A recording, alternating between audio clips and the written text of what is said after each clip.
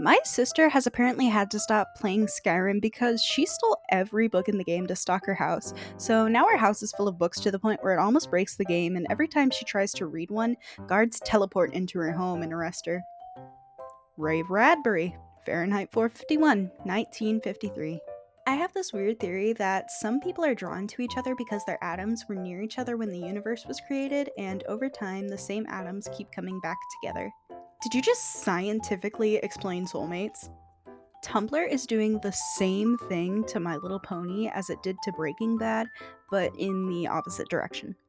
Tumblr Breaking Bad. Jesse, we got to get your tea refilled before the Rite Aid closes or it's going to ruin our weekend antiquing plans. Tumblr My Little Pony.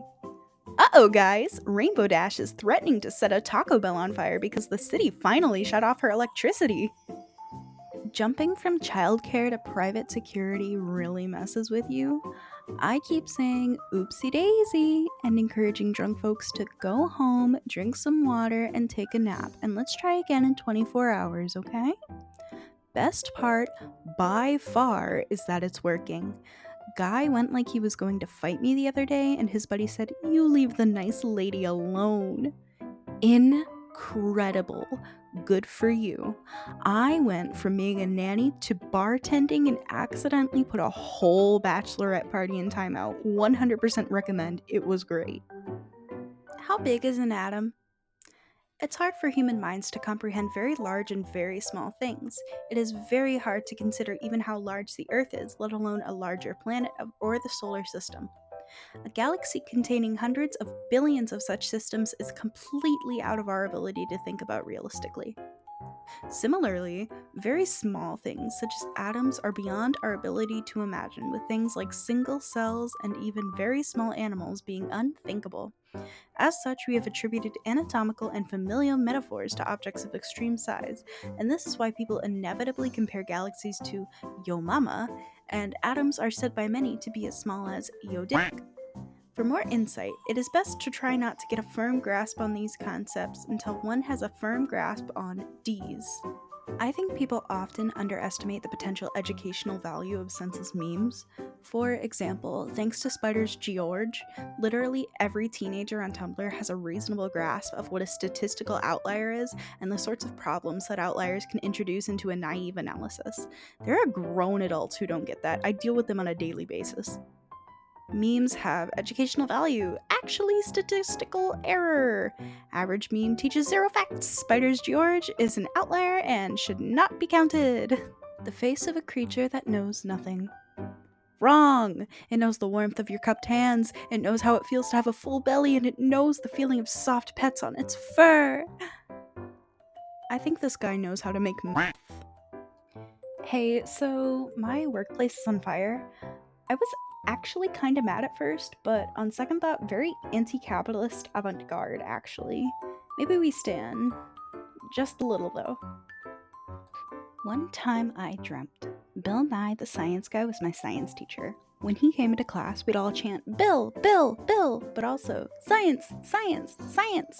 Then one day I went to class and Bill wasn't there, and it turned out he was fired. I found his apartment in a massive monolithic block, and we had a heart to heart chat. He broke down into tears, saying, "I really liked being your science guy." I really liked being your science guy sounds weirdly poetic to me. It just sounds beautiful, and I don't know why. Have I told you guys that all my students say chat all the time? It is baked into their speech patterns. Chat, is this real? 12 times a day. Something to be horrified by. Chat might be legitimately the first dedicated fourth person pronoun. Okay, you two are my language friends. What the f does this mean? In this case, chat, as in Twitch chat, like when streamers talk to their Twitch chats directly, like, "Hey chats, what's happening?" Not sure what they mean by fourth person pronoun. I would consider chat a second person plural, you all, but I can see the potential for defining it as a completely separate thing due to the nature of chat being a undefined person instead of a specific one. I don't know, it's fascinating though. Fourth person is referring to the hypothetical collective of people beyond the fourth wall. The fourth wall is the invisible barrier between the stage and the seats, the actor and the audience. And actors break the fourth wall when they address the audience directly and acknowledge that they're a person playing a character for entertainment. In some styles of performance, this should never be done, like opera or musicals, because it can collapse the weight and momentum of the story. In others, like improv and game shows, audience participation is encouraged because it's explicitly a collaboration. In the streaming era, in our panopticon culture, the fourth wall is extremely permeable in interesting new ways. Streamers aren't just playing to an audience, they're able to read and respond to messages from the audience too.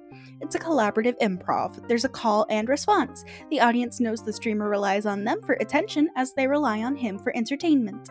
So, yeah, chat isn't second person, it's fourth. I'm not referring to the you that's here with me on this side of the stage. I'm referring to the people beyond the situation, watching our funny little problems. All the world is a stage now. Don't forget to like and subscribe.